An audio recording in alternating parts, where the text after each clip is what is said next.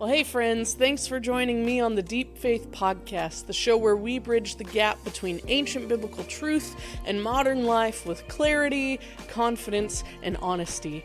I'm your host, Katy Payne-Djale, and I'm a pastor and a Bible teacher here to help you study the parts of the Bible that are hard to understand and that very few people ever want to touch. We'll talk about passages and topics that have often been misused, misinterpreted, or misrepresented, and have left many of us feeling disenchanted with the church, disconnected from God, and distrusting of the Bible altogether.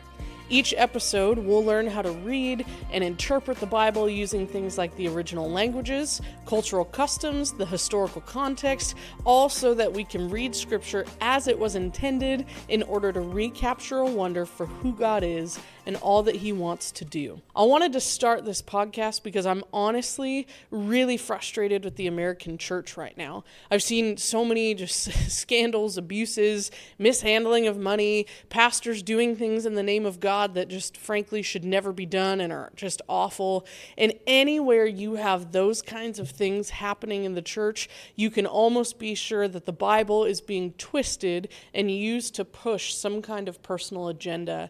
And, the sad part is that so many people fall for it, and therefore many people are in the wreckage of that kind of abuse and power and church hurt. And all of that has the reputation of Christianity and the American church absolutely in shambles right now. People hate the church, hate Christianity, and I totally understand why. And I personally know that because I've experienced some of those things firsthand, those hurts within church leadership with other Christians.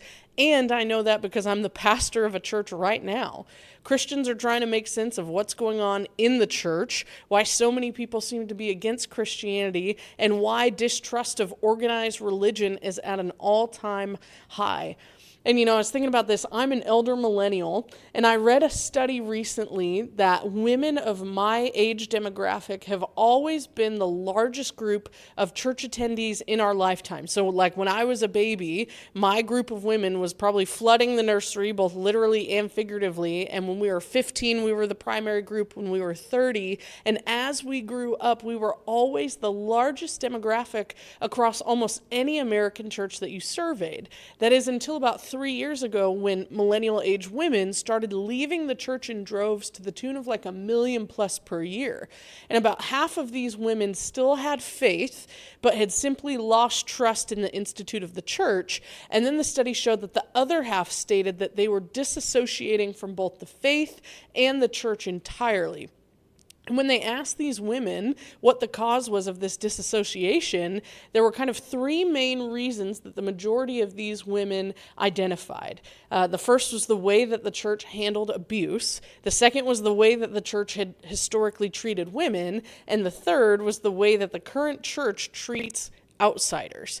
And so the study went on a little further, and it asked these women why they believe churches or pastors or leaders tend to act this way.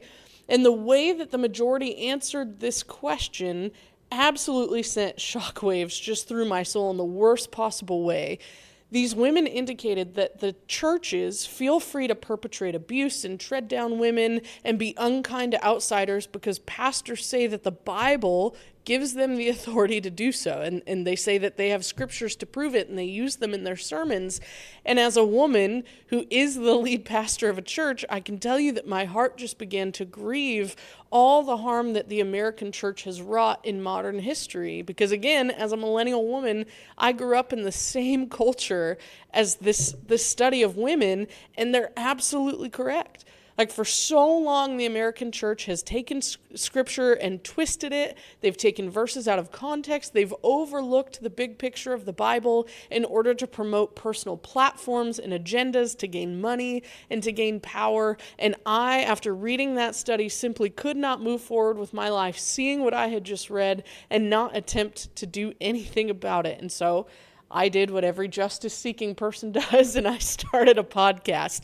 But This podcast is not to talk about church culture. It's not to talk about abuses in the church, mostly because there are a lot of podcasts out there already doing that, and they're frankly doing it better than I ever could. And so I actually wanted to stick with what I know that I'm good at and what my soul, my brain is really wired for, and that I believe in the long run will bring a lot of restoration and freedom to people.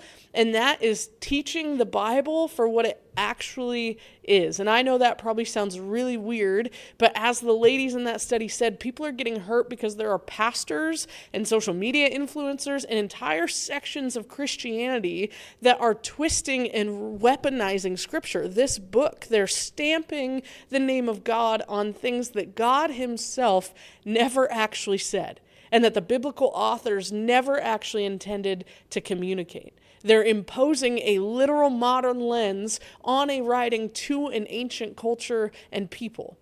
They're only reading it in English when the Bible was written in several different foreign languages, which often communicate really different ideas than the English does. And they're making no attempt to understand the world to which the Bible was written. And so, of course, all of that together is such a recipe for disaster, for scripture to be twisted and misused and weaponized against people. And it's not just pastors, influencers, and leaders. It's regular churchgoers, everyday Christians who think the Bible is also an outdated and boring book.